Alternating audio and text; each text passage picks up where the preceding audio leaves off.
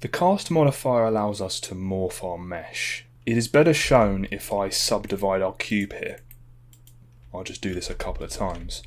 Now if I apply the cast modifier to it, you can see that it is getting a more spherical shape based on the options set here. So I can choose sphere, cylinder, or cuboid, which won't really make much of a difference because it was originally a cube. So if we go to sphere, the factor will morph it in a more spherical way to a point where it just starts to go off and do its own thing.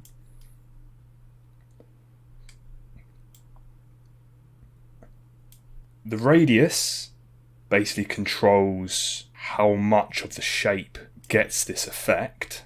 So you could just do it there, for example, and then turn the factor up, and you've still got some of the cube geometry there.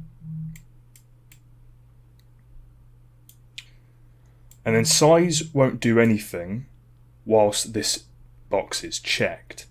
So currently we are getting the size from the radius. You can see that the size of the cube grows as we expand on the radius field. If I check this box, the size field will control the size of the cube, and the radius will no longer affect the size. And you can get a few more interesting shapes using it this way. The object field here allows us to morph the shape based on another object. So I've got an empty here, which is these arrows.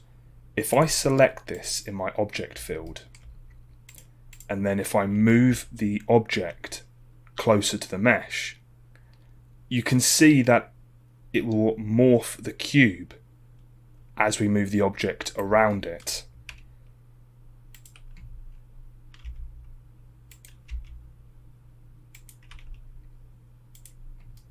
You can also allow the mesh to be modified based on the transform values of the object that is assigned here.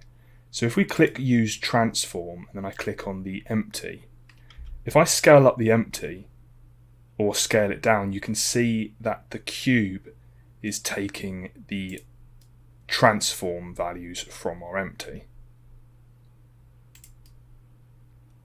Anyway, I hope this video has helped you. The cast modifier can give you some cool results. There might be some times where you want to use it. I personally don't use this modifier that much. I think I've only used it once or twice before.